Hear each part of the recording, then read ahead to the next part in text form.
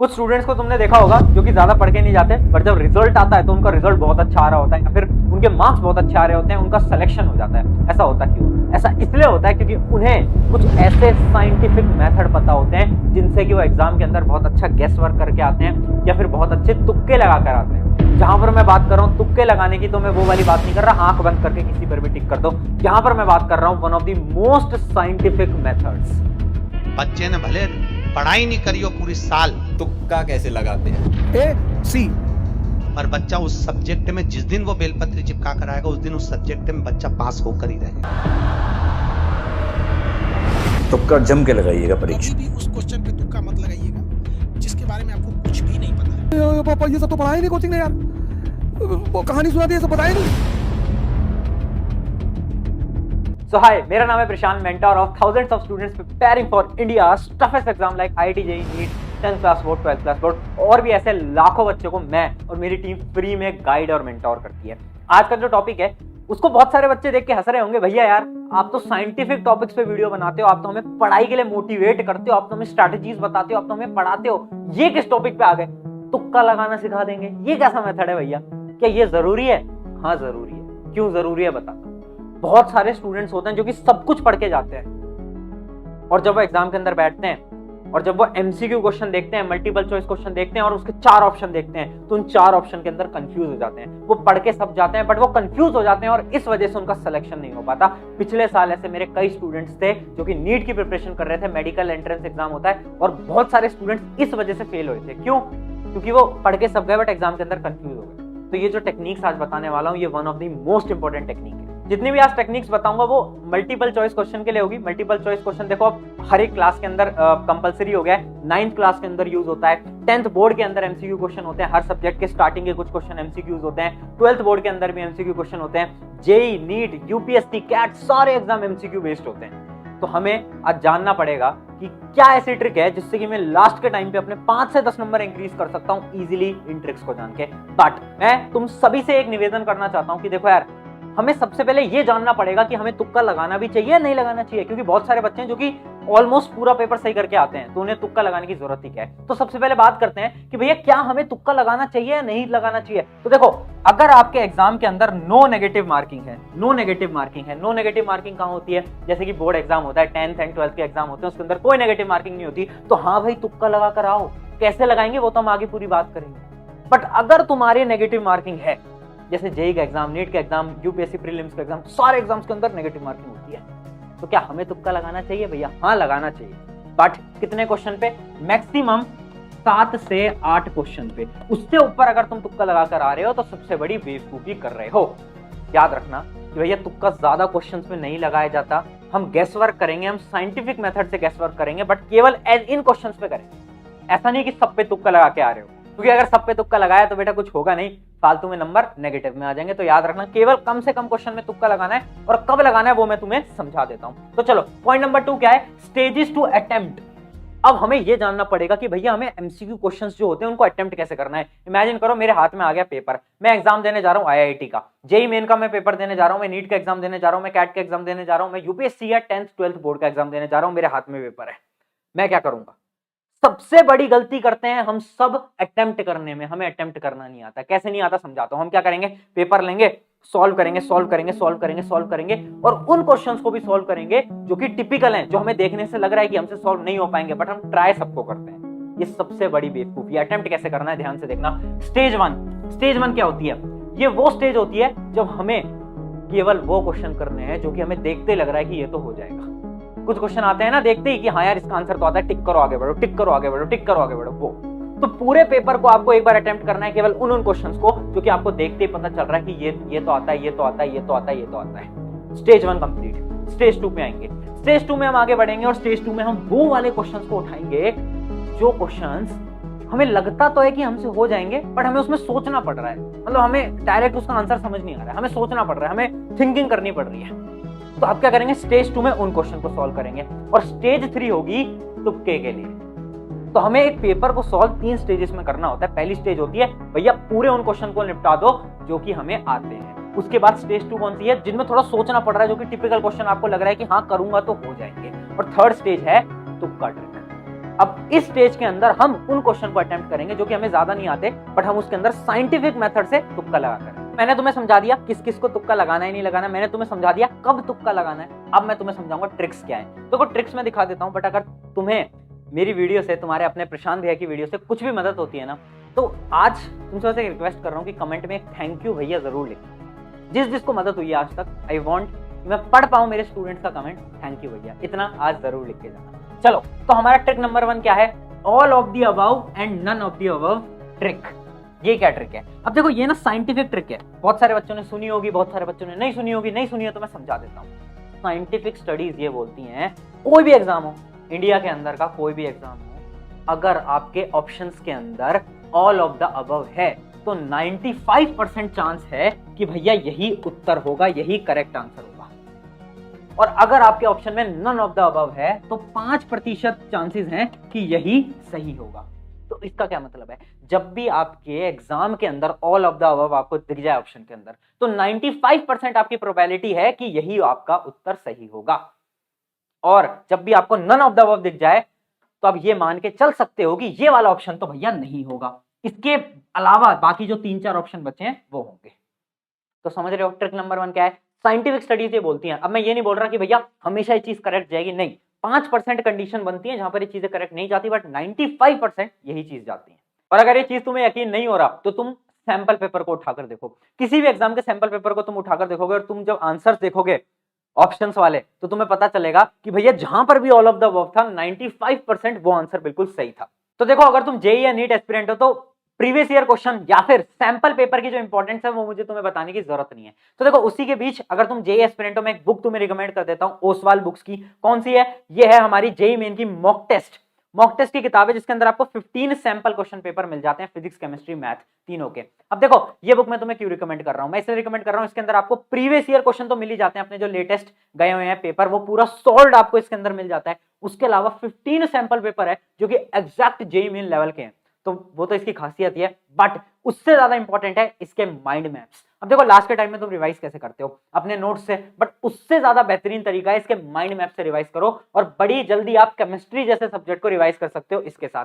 तो बहुत ज्यादा इंपॉर्टेंट बुक है। उसके साथ इसके और भी बहुत सारे फीचर हैं, जैसे कि अगर आप इसकी स्टार्टिंग में देखोगे इंडेक्स के पास, तो आपको subject wise, topic wise analysis मिल जाएगा कि फिजिक्स के अंदर इस चैप्टर का वेटेज इतना है, केमिस्ट्री के अंदर इतना है। ऐसा आपको सारी चीजें इस बुक के अंदर मिल जाती है, जो कि बहुत शानदार है। तो आप इस बुक को परचेज कर सकते हो, लिंक मैंने डिस्क्रिप्शन में दे दिया है। उसके अलावा तुम ऑफलाइन स्टोर्स वगैरह से भी ले सकते हो, बट अगर आप ऑनलाइन लोगे तो शायद आपको थोड़ा सस्ता मिल जाए, तो देख लेना ऑनलाइन स्टोर में हमने लिंक डिस्क्रिप्शन में डाल दिया। चलो अब आगे बढ़ते हैं। Trick number 2, elimination method. ध्यान से समझना, ये एक वो मेथड है जो कि हर एक टॉपर बच्चा फॉलो करता है। तो अगर तुम्हें भी टॉपर बनना है, इस मेथड को फॉलो करो। करना क्या होता है? इमेजिन करो आपके पास 4 ऑप्शन है, ए, बी, सी और डी, और आपने देखा और आपने ऑप्शंस को देखा और आपको लगा कि यार भैया मेरी मेमोरी ये बोल रही है कि भैया सी ऑप्शन तो बिल्कुल नहीं हो सकता, तो उसको एलिमिनेट कर दो।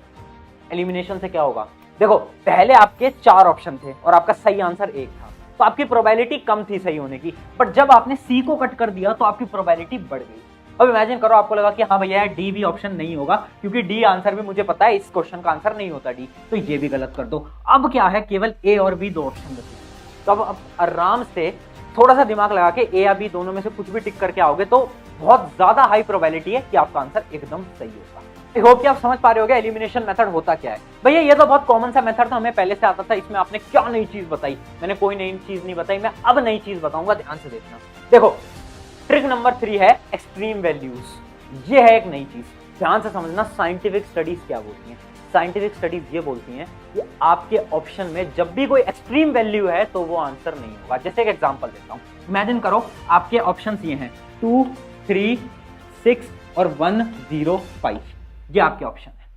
तो आपको डायरेक्टली दिख रहा है कि 105 तो भैया बहुत एक्सट्रीम है, मतलब बहुत डिफरेंट है। क्या आपके तीनों ऑप्शंस में से 105 कहीं आसपास आ रहा है? नहीं आ रहा, तो ऑब्वियस सी बात है वो आंसर कभी भी नहीं होता। ये साइंटिफिक स्टडीज बोलती हैं 99% चांसेस हैं कि ये आंसर नहीं होगा।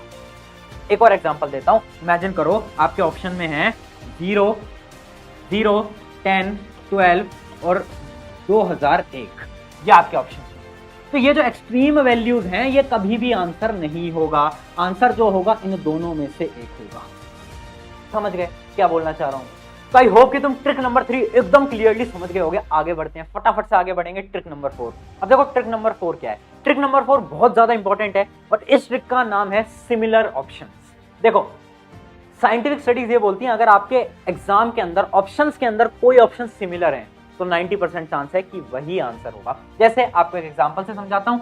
आपके दो ऑप्शन दे रखे हैं, sine theta minus sine theta, ये बी ऑप्शन है, और आपका सी ऑप्शन है 25 और आपका डी ऑप्शन है कॉस थीटा। ऐसे आपके चार ऑप्शन है, ए बी सी डी, ठीक है। तो अब ना साइंटिफिक स्टडीज ये बोलती हैं कि 90% चांसेस हैं कि आपका जो आंसर होगा वो इन दोनों में से होगा। क्यों? क्योंकि ये दोनों सिमिलर ऑप्शन। अब देखो हमें ना जो क्वेश्चन बनाता है ना, जो हमारे क्वेश्चन पेपर सेट करते हैं, उनके नजरिए से सोचना पड़ेगा। वो क्या बनाते हैं, क्या सोच के बनाते हैं क्वेश्चन? वो ये सोच के बनाते हैं कि बच्चे कंफ्यूज हों, स्टूडेंट्स कंफ्यूज हों। स्टूडेंट्स कैसे कंफ्यूज होंगे? जब हम एक तरीके के सेम ऑप्शंस डाल देंगे, जैसे sine theta minus sine theta. अब बहुत सारे आप बच्चे कंफ्यूज होंगे कि यार भैया sine theta minus sine theta answer कौन सा सही होगा। तो इस वजह से वो सिमिलर टाइप के ऑप्शंस डालता है और इन्हीं में ही आपका आंसर छुपा होता है। तो हम क्या करेंगे, हम एक लेवल अप जाएंगे और हम इन दोनों ऑप्शन को सबसे पहले हटा देंगे। अब इन दोनों में आप तुक्का मार सकते हो तो आपकी प्रोबेबिलिटी ज्यादा बढ़ जाएगी। इसी टाइप के सेम क्वेश्चन आपके बहुत बार 10th बोर्ड के अंदर, 12th बोर्ड के अंदर भी आए हुए हैं। जैसे कि बायोलॉजी का एक दो क्वेश्चन ऐसे आए हुए हैं, ऑप्शंस के अंदर था आरएनए डीएनए, ये दो ऑप्शन हो गए। उसके अलावा गोल्गी बॉडीज और न्यूक्लियस, ऐसे चार ऑप्शन थे। तो अब देखो ऑब्वियस सी बात है, आरएनए डीएनए सेम नेम है, तो ऑब्वियस सी बात है आप 90% चांस होता है कि आपका जो आंसर होता है वो इन दोनों में से किसी में ही छुपा होता है। तो हमारी ट्रिक नंबर 4 क्या है? सिमिलर वर्ड्स को ढूंढो, सिमिलर ऑप्शंस को ढूंढो। जैसे ही आपने सिमिलर ऑप्शंस को ढूंढा, आंसर उन्हीं के अंदर छुपा होगा। ट्रिक नंबर 5, और ये जो ट्रिक है ये मेरी खुद की पर्सनल ट्रिक है और मैं अपने हर एक पर्सनल जिन स्टूडेंट्स को मैं मेंटोर करता हूं उनको मैं बताता हूं। देखो कभी कभार क्या होता है ना यार, जब हम एग्जाम के अंदर बैठ रहे होते हैं तो हमारा ब्रेन बहुत ज्यादा स्ट्रेस्ड होता है और हम ना चीजें समझ नहीं पाते और उस वजह से जो क्वेश्चन हमें आता भी होता था वो गलत हो जाता है। होता है ना सभी के साथ। तो देखो इसके लिए हमारे पास क्या सोल्यूशन है। इमेजिन करो चार ऑप्शन थे, ए बी सी डी। जैसे ही आपने क्वेश्चन देखा तो आपका जो ब्रेन होता है ना, अगर वो क्वेश्चन आपने कहीं ना कहीं पढ़ा है या फिर आपने किसी बुक में देखा है, तो आपका ब्रेन आपको सिग्नल देगा, एक सेकंड के लिए आपको फटाफट से सिग्नल देगा कि आंसर बी है और आपकी नजरें जो है एग्जैक्टली बी के ऊपर डटी रहेंगी। ऐसा होता है। पर ये जो टाइम पीरियड है ना इस चीज के लिए, वो केवल 1 सेकंड होता है। आपका ब्रेन 1 सेकंड के लिए आपको देता है कि भैया आंसर क्या होना चाहिए, बी, मैंने कहीं ना कहीं तो पढ़ा है। बट क्योंकि वो एग्जाम का टाइम होता है और आप बहुत स्ट्रेस में होते हो, तो आप अपनी ब्रेन की उस बात पे इतना ध्यान नहीं दे पाते और उस वजह से आप बोलते हो कि यार नहीं यार वापिस से चेक कर लेते हैं, और आप चेक करते हो ऑप्शंस को और फिर आप कंफ्यूज हो जाते हो और या तो आप फिर इसको छोड़ के आ जाते हो या फिर आप किसी और ऑप्शन पे टिक कर देते हो। होता है ना ये। तो हमें क्या करना है, ट्रिक ये बोलती है कि यार अपने ब्रेन पे ट्रस्ट रखो। अगर आपने कोई भी क्वेश्चन कहीं पर देखा है तो आपका ब्रेन आपको अल्टीमेट सिग्नल देगा फटाफट से कि भाई बी ऑप्शन होना चाहिए, भाई ए ऑप्शन होना चाहिए। तो अपने ब्रेन की बातों को थोड़ा समझो। जब वो आपको सिग्नल दे रहा है तो सिग्नल को लो और मानो कि ठीक है यार ब्रेन बोल रहा है अचानक से बी की तरफ, हमारी नजरें बिल्कुल स्टक हो गई हैं, तो आंसर बी ही होगा। और 99% ये ट्रिक काम करती है। मैंने खुद ने ट्राई करी है, मेरे हजारों स्टूडेंट्स के साथ मैंने ट्राई करी है। तो इसको ट्राई करना। अब जब भी आप अगला एग्जाम देने जा रहे हो तो ये चीज होगी। देखो दो कंडीशन बनती है। अगर आपने वो क्वेश्चन देखा होगा, आपके ब्रेन ने कभी ना कभी वो क्वेश्चन देखा होगा, तो वो आपको संकेत दे देगा। बाकी अगर आपने वो क्वेश्चन कभी नहीं देखा होगा, न्यू क्वेश्चन होगा, तो आपका ब्रेन कोई सिग्नल नहीं देगा। तो जब भी आपका ब्रेन सिग्नल दे तो उस सिग्नल को लो और टिक करो और आगे बढ़ो। एक आखिरी ट्रिक की बात कर देते हैं और ये सबसे खतरनाक ट्रिक है। ट्रिक नहीं है कोई खतरनाक, कोई ऐसी ट्रिक नहीं है, बट एक मेरा आपसे एक सिंपल सी बात है, एक इंपॉर्टेंट बात मुझे आपसे करनी है। देखो यार, जब भी हम किसी भी एमसीक्यू पेपर की बात करते हैं तो होता क्या है ना, टाइम बहुत कम होता है और हमें बहुत सारे क्वेश्चंस को अटेम्प्ट करना होता है। तो हमने जितनी ज्यादा प्रैक्टिस करी होगी उतने ज्यादा हमारे नंबर आएंगे। भैया क्या कहना चाहते हो समझ नहीं आया। मैं कहना ये चाहता हूं कि आप जितने ज्यादा क्वेश्चंस की प्रैक्टिस करोगे आज के टाइम पर, उतना जल्दी आप एमसीक्यू पेपर को अटेम्प्ट कर पाओगे और उतनी ज्यादा आपकी एक्यूरेसी होगी। ऐसा क्यों होगा? ऐसा इसलिए होगा क्योंकि मैंने अभी आपको समझाया, अगर आपने उस क्वेश्चन को कहीं ना कहीं देखा है तो आपका ब्रेन आपको सिग्नल देगा और आप डायरेक्टली आंसर को टिक करके आगे बढ़ जाओगे। तो ट्रिक नंबर 6 ये है, try as many questions as possible. जितने ज्यादा क्वेश्चंस प्रैक्टिस करोगे उतने ज्यादा नंबर आएंगे और ये साइंटिफिकली प्रूवन है। ये थी हमारी तुक्के मारने की सबसे खतरनाक वीडियो। और अब एक 1-to-1 टिप, वो तो हमारा रिवाज है, तो थोड़ा सा नजदीक आ जाओ और मेरी बात बहुत ध्यान से समझना। अब देखो इस ट्रिक से बहुत सारे बच्चे एग्री करेंगे, बहुत सारे बच्चे नहीं करेंगे, बट ये साइंटिफिकली प्रूवन ट्रिक है। आप इंटरनेट पे सर्च भी कर सकते हो, स्टडीज ये बोलती हैं अगर आप कोई ऐसा पेपर दे रहे हो जिसके ऑप्शंस हैं A, B, C, D, मतलब 4 ऑप्शंस हैं, तो स्टडीज ये बोलती हैं कि 90% चांस है, 90% चांस है या फिर 80 to 90% चांस है कि उसका करेक्ट आंसर B या C में से होगा। ये स्टडीज बोलती हैं। और पहले मुझे भी इस चीज का यकीन नहीं होता था, बट आप कभी भी किसी भी एग्जाम का पेपर उठाना और उसको देखना, उसके आंसर देखना, प्रीवियस ईयर का कोई भी, तो आपको दिखेगा कि एटलीस्ट 80% आंसर आपको बी या सी में से मिल रहे होंगे। भैया ए और डी क्यों नहीं होते? वो इसलिए नहीं होते क्योंकि एग्जामिनर जो आपका पेपर बना रहा है वो ये नहीं चाहता कि आपको पहले ही ऑप्शन में आंसर मिल जाए, वो ये नहीं चाहता। तो आपने देखा होगा ए ऑप्शन बहुत कम आंसर मिलता है, और अगर कुछ स्टूडेंट्स वो पेपर दे रहे हैं जिसके अंदर 5 ऑप्शन है A, B, C, D, E, तो ऐसा साइंटिफिक स्टडीज बोलती हैं कि उनका जो करेक्ट आंसर है वो E होना चाहिए। ऐसी प्रोबेबिलिटी 40 to 50% है। E ऑप्शन होने की प्रोबेबिलिटी 40 to 50% है। ये भी आप कोई भी सैंपल पेपर को उठाकर चेक कर सकते हैं। एंड केवल इतना ही नहीं, साइंटिफिक स्टडीज एक और चीज बोलती हैं कि जब भी आपका ट्रू या फॉल्स होता है, जैसे बोर्ड एग्जाम वालों के ट्रू या फॉल्स आते हैं, तो ट्रू या फॉल्स के अंदर 60% चांसेस हैं कि आंसर आपका ट्रू ही होगा। 60% चांस है कि आंसर आपका ट्रू ही होगा। बट देखो, मैं फिर भी इस वाली टेक्निक पे इतना यकीन नहीं करता, बट हाँ, ये जो BC वाली टेक्निक है इस पर मैं बहुत ट्रस्ट करता हूँ, क्योंकि मैंने बहुत देखा है एंड मैंने सैंपल पेपर को एनालाइज करा है। किसी भी एग्जाम के सैंपल पेपर की बात कर लो तो B या C बहुत जरूरी है एंड बहुत बार काम आता है। ये थी हमारी वीडियो। अब देखो यार, शायद बहुत सारे स्टूडेंट्स को ये कॉन्ट्रोवर्शियल लगे कि यार भैया यार आप पढ़ाते हो, ये सारी बातें क्यों कर रहे हो? यार इस बात को करने के पीछे का जो मेरा मोटिव है बहुत सिंपल सा है। वो ये है कि मैं ये चाहता हूँ कि यार अगर एक स्टूडेंट है जो कि मेहनत कर रहा है, जो कि एफर्ट्स लगा रहा है, ऐसा ना हो कि कुछ मार्क्स की वजह से उसका सिलेक्शन रुक जाए। मैं ये नहीं चाहता किसी भी स्टूडेंट का सिलेक्शन 2 या 3 नंबर, 5 या 10 नंबर से रुक जाए, या फिर उसके अच्छी परसेंटेज आ सकती थी बट क्योंकि उसने कुछ क्वेश्चन को अटेम्प्ट नहीं करा उस वजह से उसका सिलेक्शन रुक जाए। इस वजह से आज इस वीडियो को मैं लेकर आया, क्योंकि मैंने अपनी लाइफ में बहुत ऐसे हजारों बच्चों को देखा है जो कि जेईई, नीट, यूपीएससी की प्रिपरेशन करते हैं एंड पढ़ते समय मेहनत बहुत करते हैं, बट एग्जाम का जब रिजल्ट आता है 2 या 3 नंबर से उनका सिलेक्शन नहीं हुआ होता, और फिर वो आकर मुझसे बोलते हैं भैया काश मैंने 1 क्वेश्चन और अटेम्प्ट कर लिया होता, 2 क्वेश्चन और अटेम्प्ट कर लिए होते। तो उन सभी के लिए यार आखिरी का टाइम है, आखिरी के टाइम में पढ़ाई करो, बट हाँ इन टेक्निक्स को यूज कर लेना। यूज तभी करना जब इनकी जरूरत हो। ये वो शक्तियां हैं जिन शक्तियों को हमें हर जगह नहीं दिखाना है कि भैया मॉक टेस्ट हो रहा है, मॉक टेस्ट में भी इन शक्तियों को यूज कर लिया, भैया हर जगह इस शक्तियों को यूज कर लेंगे। नहीं, ये तब यूज करना है जब तुम फाइनल एग्जाम में बैठे हो और तुम्हें जरूरत पड़ रही है तुक्के लगाने की, मतलब 3-4 क्वेश्चन में, 5-6 क्वेश्चन में, केवल तब। ऐसा नहीं कि पूरा पेपर इन टेक्निक से तुम देकर आ रहे हो तो कुछ नहीं होगा, पहले ही बता रहा हूँ। ऑन दिस नोट, शुक्रिया एवरीवन। मेरा नाम है प्रशांत।